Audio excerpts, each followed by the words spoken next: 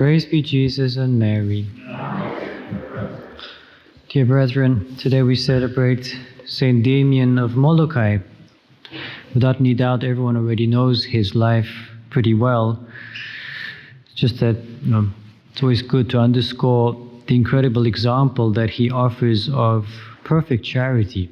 Our Lord said that no one has a greater love than he who lays down his life for his friends. And here we have a marvelous example of putting the spiritual good of one's neighbor, in this case a colony of lepers, above one's own physical health, to the point of actually losing his physical health by contracting leprosy.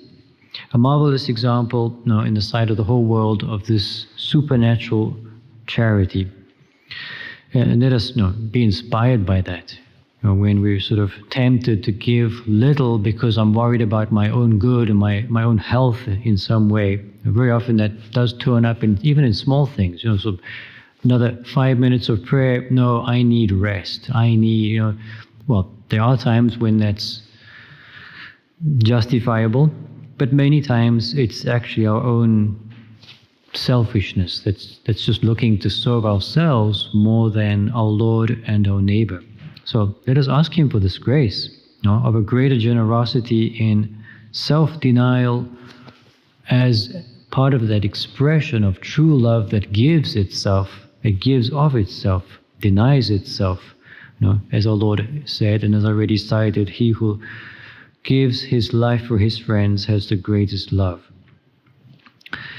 In today's Gospel, we hear something which just points out so clearly that no metaphorical interpretation is possible of our Lord's words. We were still in the Gospel of St. John, chapter 6, when our Lord, in the last few days, we've heard, has several times said, my flesh is true food, my blood is true drink. He who eats my flesh and drinks my blood has, true life. He said that many times, and we heard yesterday that the Jews were scandalized by that. They said, how can this man give us his flesh to eat and his blood to drink? They just couldn't understand that. So instead of trusting him and knowing that there was something there that they, for the moment, could not understand, but that he, in his wisdom, would, realize in a wise way, they just started dropping off, leaving him, abandoning him. Many disciples no longer followed him. And here we heard today, St. John tells us that many of the disciples who were listening said, this saying is hard.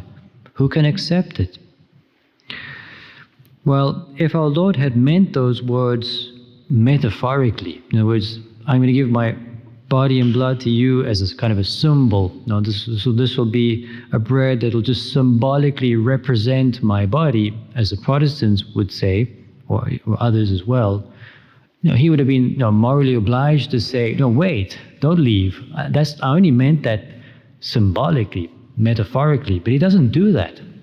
He actually lets them go away. And he turns to the disciples and says, are you also going to leave?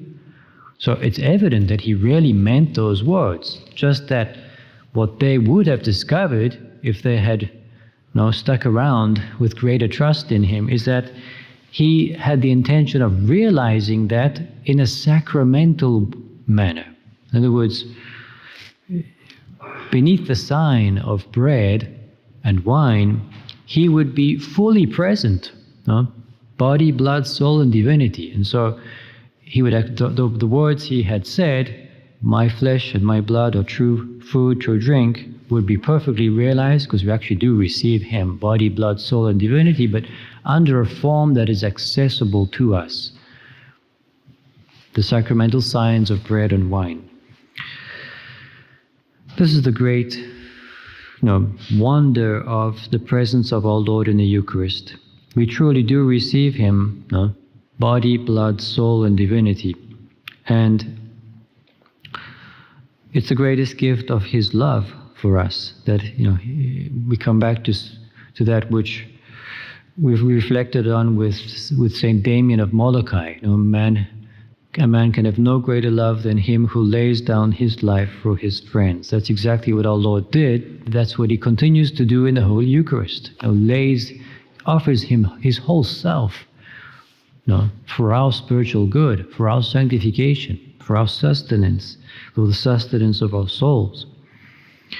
So let us adore him for this, know how to surround his divine presence with the due honor and respect, and above all, have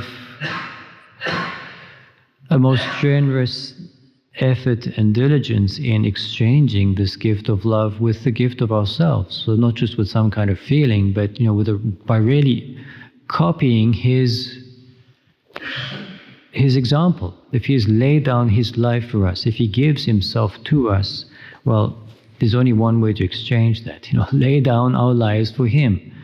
At least in just that effort to bear with patience the daily cross.